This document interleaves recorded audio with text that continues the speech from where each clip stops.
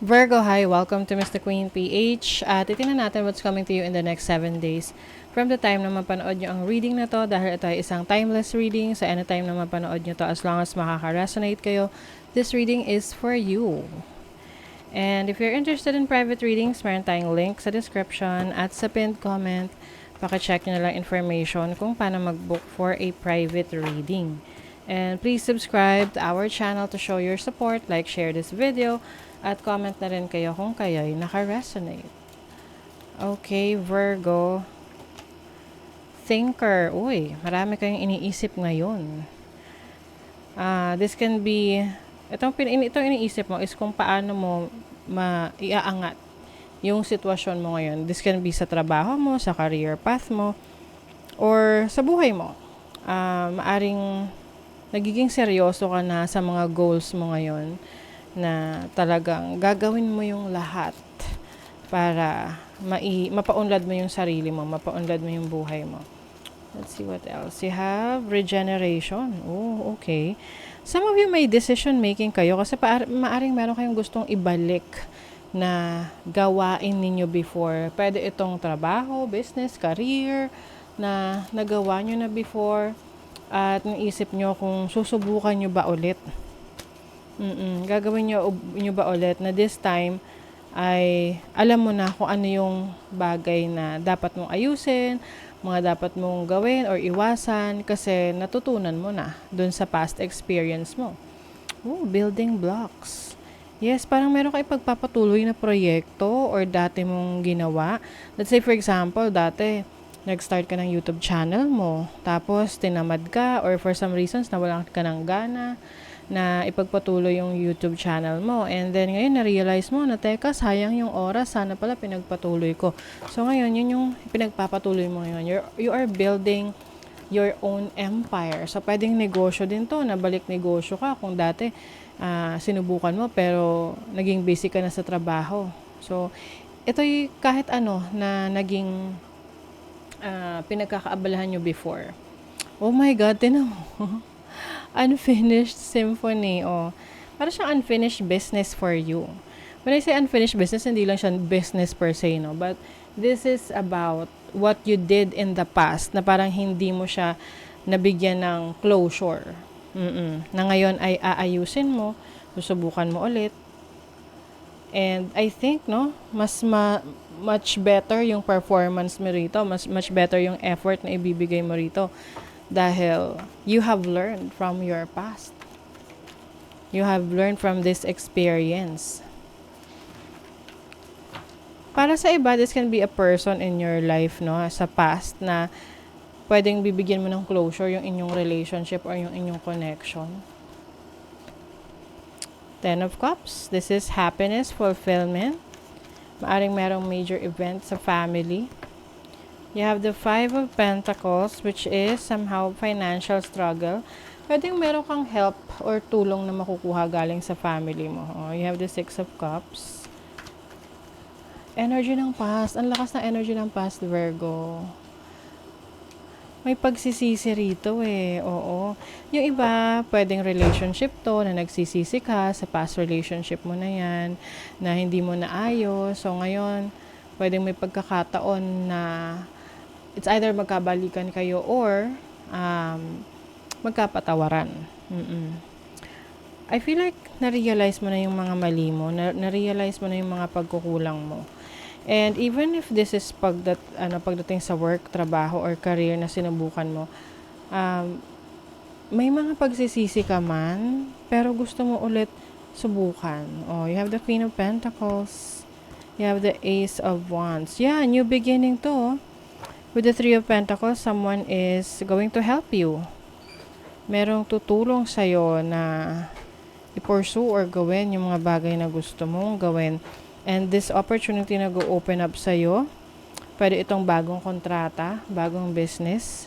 You're going to sign a contract, an agreement related sa work, sa trabaho, sa business. You have the Nine of Swords. So this can be stressful para sa iba. Kumbaga, kailangan talaga nito effort. Kailangan mo tong trabahuhin. Kung talagang gusto mo makakita ng magandang resulta. Hindi siya yung ano lang, na bahala na kung ano mangyayari. It needs a lot of effort. And also assistance from others. Kailangan mo rin humingi ng tulong.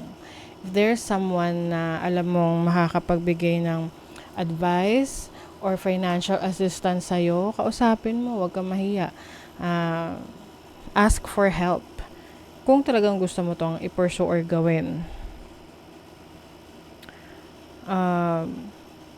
Possible din na merong kang mga ginawang bagay in the past na binaliwala mo.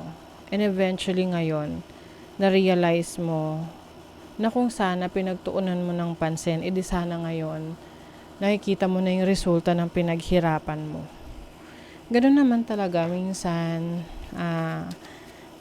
may mga decision tayo kasi syempre gusto natin, yung iba kasi gusto ng mabilisang resulta. Gusto nyo agad makita yung, let's say, sa trabaho, gusto mo agad ma-promote. Pero kailangan rin talaga na mag-effort ka or magtagal ka sa kumpanya, 'di ba?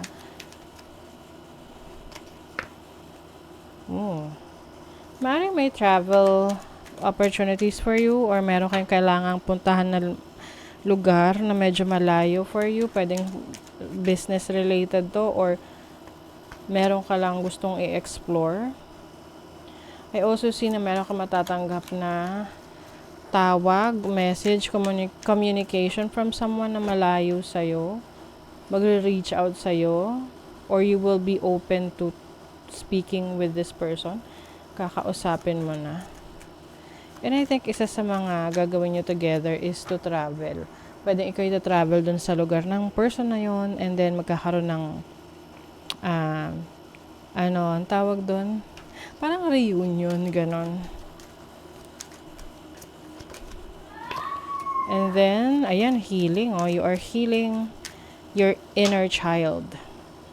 And also, maaring mas magiging very focused ka rin sa iyong peace of mind, meditation.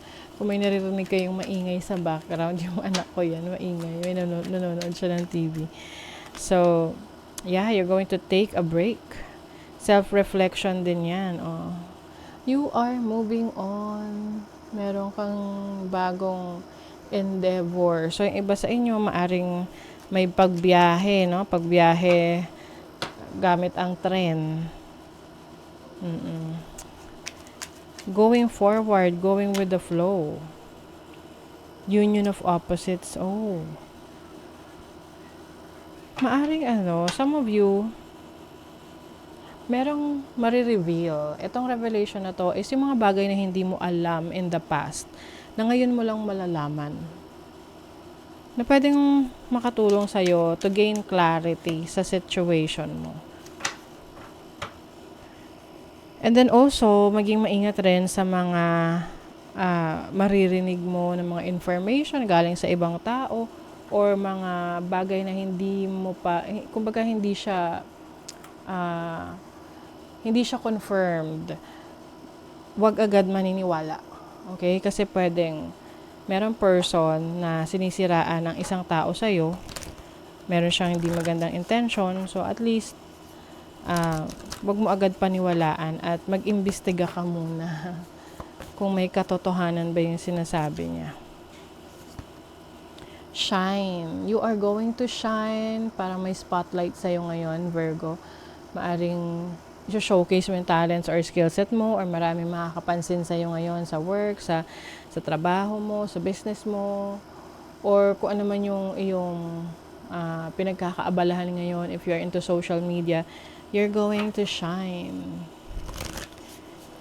What else? Release. Ito yung ile-let go mo that is no longer serving you. Sometimes the best way to grow is to simply let go. Kung gusto mo mag-grow, gusto mo umunlad, meron kang mga bagay na kailangan ng i-let go sa buhay mo na alam mo na hindi na nagsaserve ng iyong purpose. Don't dim your light. The world needs your unique talents and gifts. Shine brightly. Wow! So, ito yung pagkakaroon ng tiwala sa sarili mong kakayanan. Oo. Na kung alam mo may talent ka doon, show it. Show it to the world. Your body deserves your love. Yes. Love yourself. Take care of yourself. Practice self-love, self-care. You need it. Huwag kang mag-guilty kapag meron kang ginagawang pabor para sa sarili mo, para maalagaan mo yung sarili mo. Kasi responsibility mo yung sarili mo, 'di ba? Okay, so that is your reading, Virgo. Thank you so much. See you again.